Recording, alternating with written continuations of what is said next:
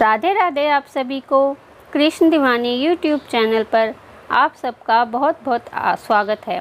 आज की इस वीडियो में मैं आपको गणेश चतुर्थी की 4 पौराणिक कथाएं सुनाऊंगी। तो आइए शुरू करते हैं। गणेश चतुर्थी शुक्ल चतुर्थी को मनाया जाता है।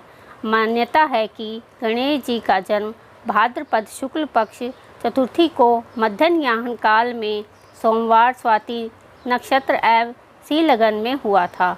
इसलिए यह चतुर्थी मुख्य गणेश चतुर्थी या विनायक चतुर्थी कहलाती है। यह कलंक चतुर्थी के नाम से भी प्रसिद्ध है और लोक परंपरा अनुसार इसे झंडा चौथ भी कहा जाता है। आइए सुनते हैं गणेश चतुर्थी की पहली कथा, जिसके सुनने मात्र से ही सारे कष्ट दूर हो जाते हैं। पौराणिक एवं प्रचलित श्री गणेश कथा के अनुसार एक बार देवता कई विपदाओं में घिरे थे। तब वह मदद मांगने भगवान शिव के पास आए। उस समय शिव के साथ गणेश कार्तिकेय भी बैठे हुए थे। देवताओं की बात सुनकर शिव जी ने कार्तिकेय व गणेश जी से पूछा कि तुम दोनों में से कौन देवताओं के संकटों का निवारण कर सकता है। तब कार्तिकेय व गणेश जी दोनों ने ही स्वयं को इस कार्य के लिए सक्षम बताया। इस पर भगवान शिव ने दोनों की परीक्षा लेते हुए कहा, तुम दोनों में से जो सबसे पहले पृथ्वी की परिक्रमा करके आएगा वह देवताओं की मदद करने जाएगा। भगवान शिव के मुख से यह वचन सुनते ही कार्तिकेय अपने वाहन मोर पर बैठकर पृथ्वी की परिक्रमा के लिए निकल गए। परंतु गणेश जी सोच में पड़ गए कि वह चूहे के ऊपर चढ़कर सारी पृथ्वी की परिक्रमा करेंगे तो इस कार्य में उन्हें बहुत समय लग जाएगा। तभी उन्हें एक उपाय सूझा। गणेश जी अपने स्थान से उठे और अपने माता पिता की 7 बार परिक्रमा करके वापस बैठ गए। परिक्रमा करके लौटने पर कार्तिकेय स्वयं को विजेता बताने लगे।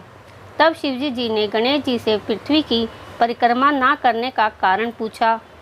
तब गणेश जी ने कहा, माता पिता के चरणों में ही समस्त लोक है। यह सुनकर भगवान शिव ने गणेश जी को देवताओं के संकट दूर करने की आज्ञा दी। इस प्रकार भगवान शिव ने गणेश जी को आशीर्वाद दिया कि चतुर्थी के दिन जो तुम्हारा पूजन करेगा और रात्रि में चंद्रमा को अर्घ्य देगा, उसके तीनों ताप यानी दैहिक ताप, दैविक ताप तथा भौतिक ताप दूर होंगे। इस व्रत को करने से व्रतधारी के सभी तरह के दुख दूर होंगे और उसे जीवन में भौतिक सुखों की प्राप्ति होगी। चारों तरफ से मनुष्य की सुख समृद्धि बढ़ेगी। पुत्र पौत्र आदि धन ऐश्वर्य की कमी नहीं रहेगी। आइए अब सुनते हैं गणेश चतुर्थी की दूसरी कथा। एक समय की बात है, राजा हरिश्चंद्र के राज्य में एक कुम्हार था। वह मिट्टी के बर्तन बनाता, लेकिन वह कच्चे रह जाते थे। एक पुजारी की सलाह पर उसने इस समस्या को दूर करने के लिए एक छोटे बालक को मिट्टी के बर्तनों के साथ आवा में डाल दिया। उस दिन संकट चतुर्थी का दिन था।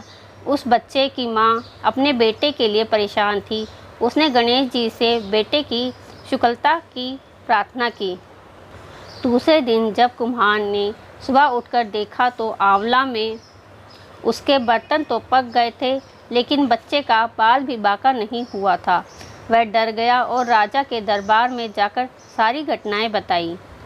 इसके बाद राजा ने उस बच्चे और उसकी मां को बुलाया तो मां ने सभी तरह के विघ्न को दूर करने वाली संकट चतुर्थी का वर्णन किया। इस घटना के बाद से मलाय संतान और परिवार के सौभाग्य के लिए संकट चौथ का व्रत करने लगी। बोलो गणपति भगवान की जय। आइए अब सुनते हैं गणेश जी की तीसरी कथा।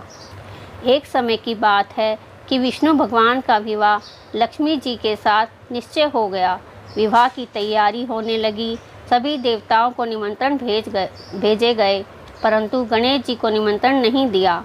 कारण जो भी रहा हो, अब भगवान विष्णु की बारात जाने का समय आ गया था। सभी देवता अपनी पत्नियों के साथ विवाह समारोह में आए। उन सब ने देखा कि गणेश जी कहीं दिखाई नहीं दे रहे थे। तब वे आपस में चर्चा करने लगे कि क्या गणेश जी को नहीं न्योता दिया या स्वयं गणेश जी नहीं आए। सभी को इस बात पर आश्चर्य होने लगा।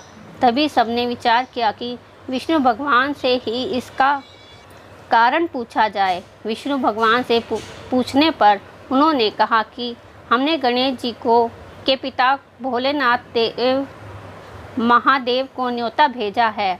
यदि गणेश जी अपने पिता के साथ आना चाहते तो आ जाते, अलग से न्योता देने की कोई आवश्यकता नहीं थी। दूसरी बात यह है कि उनको 1.25 मन मूंग, 1.25 मन चावल, 1.25 मन घी और 1.25 मन लड्डू का भोजन दिन भर में चाहिए। यदि गणेश जी नहीं आएंगे तो कोई बात नहीं, दूसरे के घर जाकर इतना सारा खाना पीना अच्छा भी नहीं लगता। इतनी वार्ता कर रहे थे कि किसी ने सुझाव दिया, यदि गणेश जी आ भी जाएं तो उनको द्वारपाल बनाकर बैठा देंगे कि आप घर की याद रखना। आप तो चूहे पर बैठकर धीरे धीरे चलोगे तो बारात से बहुत पीछे रह जाओगे। यह सुझाव भी सबको पसंद आ गया तो विष्णु भगवान ने भी अपनी सहमति दे दी। होना क्या था कि इतने में गणेश जी वहाँ आ पहुँचे और उन्होंने समझा बुझा घर की रखवाली करने बैठा दिया। बारात चल दी। तब नारद जी ने देखा कि गणेश जी तो दरवाजे पर बैठे हुए हैं, तो वे गणेश जी के पास गए और रुकने का कारण पूछा। गणेश जी कहने लगे कि विष्णु भगवान ने मेरा बहुत अपमान किया है। नारद जी ने कहा कि आप अपनी मूषक सेना को आगे भेज दें तो वह रास्ता खोद देगी, जिससे उनके वाहन धरती में धंस जाएंगे और आपको सम्मानपूर्वक बुलाना पड़ेगा। अब तो गणेश जी ने अपनी मूषक सेना जल्दी से आगे भेज दी और सेना ने ज़मीन पोली कर दी। तब जब बारात वहाँ से निकली तो रथों के पहिए धरती में धंस गए। लाख कोशिश करें परंतु पहिए नहीं निकले। सभी ने अपने अपने उपाय किए परंतु पहिए तो नहीं निकले, बल्कि जगह जगह से टूट गए। किसी की समझ में नहीं आ रहा था कि अब क्या किया जाए। तब तो नारद जी ने कहा, आप लोगों ने गणेश जी का अपमान करके अच्छा नहीं किया। यदि उन्हें मना कर लाया जाए तो आपका कार्य सिद्ध हो सकता है और यह संकट टल सकता है। भगवान शंकर ने अपने दूत नंदी को भेजा और वह गणेश जी को लेकर आए। गणेश जी का आदर सम्मान के साथ पूजन किया। तब कहीं रथ के पहिए निकले। अब रथ के पहिए निकल गए परंतु वे टूट फूट गए तो उन्हें सुधारे कौन। पास के खेत में खाती काम कर रहा था, उसे बुलाया गया। खाती अपना कार्य करने से पहले श्री गणेशाय नमः कहकर गणेश जी की वंदना मन ही मन में करने लगा। देखते ही देखते खाती ने सभी पहियों को ठीक कर दिया।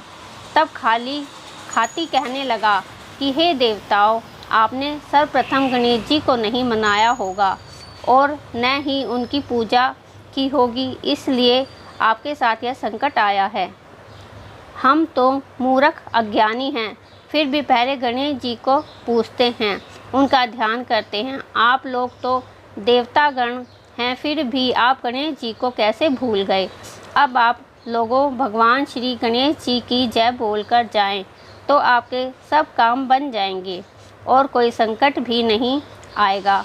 ऐसा कहते हुए बारात वहाँ से चल दी और विष्णु भगवान का लक्ष्मी जी के साथ विवाह संपन्न करा के सभी सकुशल घर लौट आए। हे गणेश जी महाराज, आपने विष्णु को जैसा कारज सरियो, जैसा कारज सबको सिद्ध कर जो।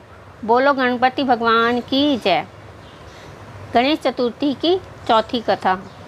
श्री गणेश चतुर्थी व्रत की पौराणिक कथा के अनुसार एक बार भगवान शिव तथा माता पार्वती नर्मदा नदी के किनारे बैठे हुए थे। वहाँ माता पार्वती ने भगवान शिव से स्वयं व्यतीत करने के लिए चौपड़ खेलने को कहा। भगवान शिव चौपड़ खेलने के लिए तैयार हो गए, परंतु इस खेल में हार जीत का फैसला कौन करेगा? यह प्रश्न उनके समक्ष उठा तो भगवान शिव ने कुछ तिनके एकत्रित कर उसका एक पुतला बनाकर उसकी प्राण प्रतिष्ठा कर दी और पुतले से कहा, बेटा, यह चौपड़ खेलना है चाहते हैं, परंतु हमारी हार जीत का फैसला करने वाला कोई नहीं है, इसलिए तुम बताना कि हम दोनों में से कौन हारा और कौन जीता। इसके बाद भगवान शिव और माता पार्वती का चौपड़ खेल शुरू हो गया। यह खेल 3 बार खेला गया और संयोग से तीनों बार माता पार्वती ही जीती। खेल समाप्त होने के बाद बालक से हार जीत का फैसला करने के लिए कहा गया, तो उस बालक ने महादेव को विजयी बताया। यह सुनकर माता पार्वती क्रोधित हो गई और क्रोध में उन्होंने बालक को लंगड़ा होने और कीचड़ में पड़े रहने का श्राप दिया। बालक ने माता पार्वती से माफ़ी मांगी और कहा कि यह मुझसे अज्ञानतावश ऐसा हुआ है, मैंने किसी द्वेष भाव में ऐसा नहीं किया। बालक द्वारा क्षमा मांगने पर माता ने कहा, यहाँ गणेश पूजन के लिए नाग कन्याएं आएंगी, उनके कहे अनुसार तुम गणेश व्रत करो, ऐसा करने से तुम मुझे प्राप्त करोगे। यह कहकर माता पार्वती शिव के साथ कैलाश पर्वत पर चली गई। 1 वर्ष के बाद उस स्थान पर नाग कन्याएं आई। तब नाग कन्याओं से श्री गणेश के व्रत की विधि मालूम करने पर उस बालक ने 21 दिन लगातार गणेश जी का व्रत किया। उसकी श्रद्धा से गणेश जी प्रसन्न हुए। उन्होंने बालक को मनोवांछित फल मांगने के लिए कहा। उस पर बालक ने कहा, हे विनायक, मुझे इतनी शक्ति दीजिए कि मैं अपने पैरों से चलकर माता पिता के साथ कैलाश पर्वत पर पहुंच सकूं और वे यह देख प्रसन्न हों। तब बालक को वरदान देकर श्री गणेश अंतर्ध्यान हो गए। इसके बाद वह बालक कैलाश पर्वत पर पहुंच गया और कैलाश पर्वत पर पहुंचने की अपनी कथा उसने भगवान शिव को सुनाई। चौपड़ वाले दिन से माता पार्वती शिवजी जी से विमुख हो गई थी, अतः देवी के रुष्ट होने पर भगवान शिव ने भी बालक के बताए अनुसार 21 दिनों तक श्री गणेश का व्रत किया। इस व्रत के प्रभाव से माता पार्वती के मन में भगवान शिव के लिए जो नाराज़गी थी वह समाप्त हो गई। तब यह व्रत विधि भगवान शंकर ने माता पार्वती को बताई। यह सुनकर माता पार्वती के मन में भी अपने पुत्र कार्तिकेय से मिलने की इच्छा जागृत हो गई। तब माता पार्वती ने भी 21 दिन तक श्री गणेश का व्रत किया तथा दूर्वा, फूल और लड्डुओं से गणेश जी का पूजन अर्चन किया। व्रत के 21वें दिन कार्तिकेय स्वयं माता पार्वती जी से मिलने आ गए। उस दिन से श्री गणेश चतुर्थी का यह व्रत समस्त मनोकामनाओं की पूर्ति के लिए करने वाला व्रत माना जाता है। इस व्रत को करने से मनुष्य के सारे संकट दूर होकर मनुष्य को समस्त सुख सुविधाएं प्राप्त होती हैं। बोलो गणपति भगवान की जय, माता पार्वती की जय। राधे राधे आप सभी को। अगर मेरी वीडियो पसंद आए तो लाइक, शेयर और सब्सक्राइब करना ना भूलें।